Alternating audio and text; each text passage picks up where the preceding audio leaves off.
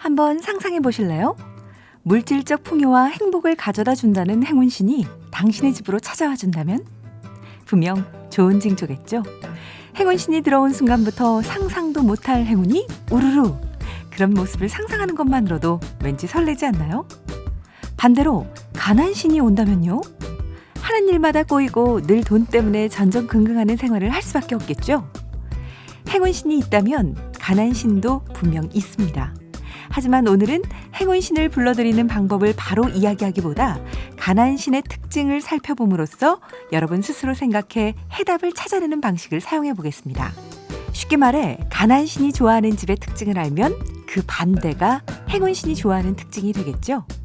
먼저 가난신이 좋아하는 집의 3가지 특징입니다. 첫 번째, 시각적으로 불행을 느끼기 쉬운 상태. 상점에 들어갔을 때 정리 안 된 물건 위에 뽀얗게 먼지가 쌓여 있다면, 퇴근하고 집에 왔을 때 물건들이 널브러져 있다면 일단 얼굴부터 찌푸리게 되고 불편한 마음이 들겠죠. 사람들은 시각적 이미지를 가장 강하게 받아들입니다. 따라서 행복해지기 위해서는 가장 먼저 시각적으로 행복을 느끼기 쉬운 환경을 만들어야 합니다. 하지만 처음부터 행복해지는 것을 목표로 하지 말고 불행을 피하는 것에 의식을 집중해 보세요. 당신의 집에서 불행한 인상을 받게 되는 장소는 어딘지, 어떻게 하면 그곳이 행복한 인상으로 바뀔 수 있을지를 생각해 보세요. 두 번째, 후각적으로 불행을 느끼기 쉬운 상태. 시각 다음으로 민감한 감각은 후각입니다. 불쾌한 냄새가 나면 무의식적으로 그곳을 벗어나고 싶어지죠. 반대로 향긋한 냄새를 맡으면 나도 모르게 그곳으로 이끌리게 됩니다. 후각을 이용해 공간을 바꿔보세요. 향긋한 냄새가 나는데 집이 지저분하면 이상하다라고 느끼는 상황이 되고, 뇌는 눈앞에 모순된 상황을 수정하려고 자연스럽게 좋은 냄새에 어울리는 환경을 만들고 싶어질 겁니다. 행복한 이미지를 연상할 수 있는 냄새를 한번 떠올려 보세요. 세 번째, 타인과의 관계를 줄여가는 환경 유지. 인간관계의 고민을 풀어가다 보면 대부분 소통의 부재에 관한 것이란 걸 알 수 있게 되는데요. 수습하지 못할 정도로 집에 물건이 많은 상태도 각각의 물건과의 관계에 문제가 있다고 할 수 있습니다. 가지고는 있지만 쓸 일이 없다. 샀지만 벽장에 처박아둘 뿐. 이런 물건들이 있다면 물건을 버리는 것에만 집착할 것이 아니라 물건과의 관계를 재점검하는 방식으로 방에 있는 물건들을 바라보세요. 지금까지 시각, 후각, 관계에 대해 이야기해봤는데요. 이번에는 가난신이 좋아하는 사람의 3가지 사고방식을 알아보겠습니다. 첫 번째, 나에게 득이 되는 것을 생각한다. 나에게 득이 되는 게 왜 나쁘지? 이 말은 언뜻 이해가 안 되죠? 그런데 집에 물건이 차고 넘치는 사람들에게 나타나는 특징 중 하나가 이득을 우선으로 의사결정을 한다고 합니다. 예를 들어 필요하지 않은 물건도 세일하면 많이 사두는 식이죠. 이걸 반대로 생각하면 행복한 삶의 방식으로 사는 사람들은 불필요한 손실을 없앤다는 발상으로 의사결정을 많이 합니다. ATM기를 사용하면서 쓸데없이 수수료를 내고 있지는 않으신가요? 가기 싫은 술자리에서 마지못해 돈을 쓰고 있으신가요? 이런 불필요한 손실을 없애야 합니다. 더불어 나보다 상대에게 득이 되는 것을 생각해 보세요. 두 번째, 항상 올바른 결단을 내린다. 이 역시 반발심을 갖게 하죠. 하지만 올바른 결단을 내려야 해. 항상 바르게 살아야 해.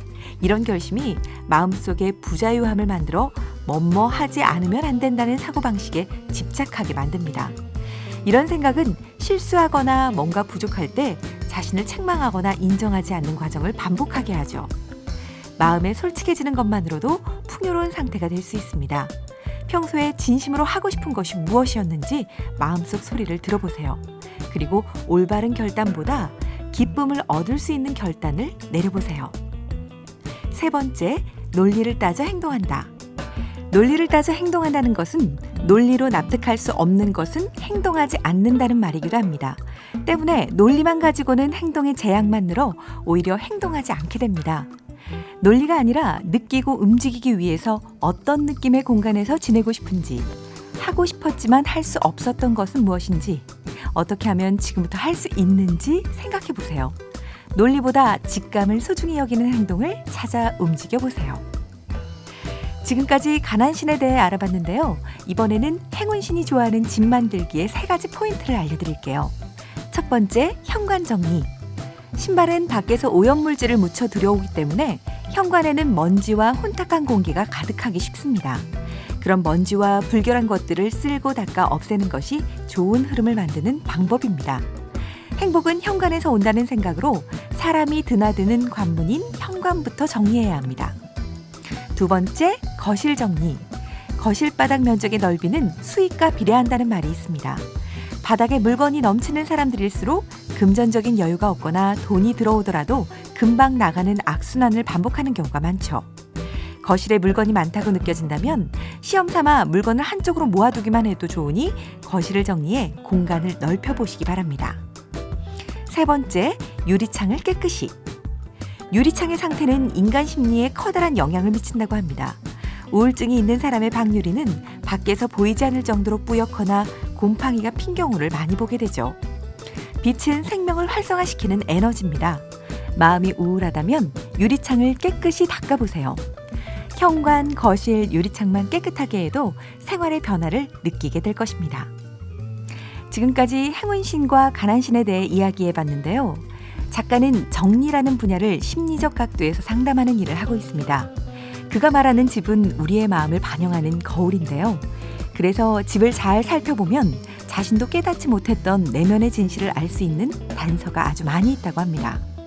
집을 정리한다는 건 우리 마음을 정리한다는 것이고, 집을 소중히 여긴다는 건 우리 자신을 소중히 여기는 것과 같습니다.